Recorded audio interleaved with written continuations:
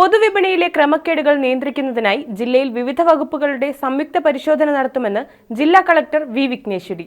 തൊടുപുഴയിലെ വിവിധ വ്യാപാര സ്ഥാപനങ്ങളിൽ പരിശോധന നടത്തിയ ശേഷം സംസാരിക്കുകയായിരുന്നു കളക്ടർ.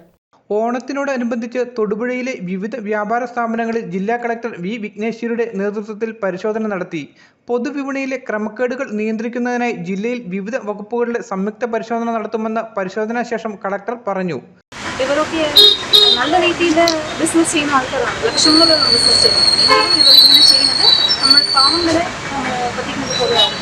നമ്മൾ ഡയറക്ഷൻസ് കൊടുത്തിട്ടുണ്ട്, ചിലർ അറിയാതെ ചെയ്തിട്ടുണ്ടെന്നുള്ള വിശ്വാസത്തിൽ നമ്മൾ ഡയറക്ഷൻസ് കൊടുത്തിട്ടുണ്ട്.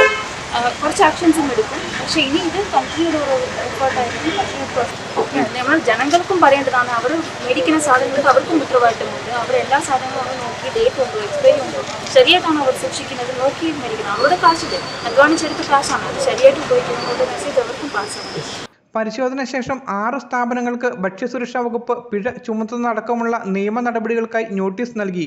പരിശോധനയിൽ വിലവിവര പട്ടിക പ്രദർശിപ്പിക്കാതിരിക്കുക, മുദ്ര പതിപ്പിക്കാത്ത അളവ് തൂക്ക ഉപകരണങ്ങൾ ഉപയോഗിക്കുക, പാക്ക് ചെയ്ത ഉൽപ്പന്നങ്ങളിൽ നിയമപ്രകാരമുള്ള വിവരങ്ങൾ ഇല്ലാതെ വിൽപ്പന നടത്തുക, അളവിലും തൂക്കത്തിലും കുറവ് വരുത്തുക, പരമാവധി വിൽപ്പന വിലയേക്കാൾ കൂടിയ വില ഈടാക്കുക തുടങ്ങിയ ക്രമക്കേടുകൾ കണ്ടെത്തിയാൽ നിയമ നടപടി സ്വീകരിക്കും. News bureau, Thodupuzha. എല്ലാത്തും ഇന്റർനെറ്റായ നാട് മുഴുവൻ ഡിജിറ്റൽ. നാട്ടാരെല്ലാം ബ്രൗസിംഗിലാണ്. എന്നാ സ്പീഡാ കേരള മിഷൻ. എല്ലാവർക്കും ഇന്റർനെറ്റാ, എല്ലായിടത്തും നെറ്റാ. കേരള വിഷൻ നവകേരള പ്ലാൻ വെറും 199 രൂപയ്ക്ക്.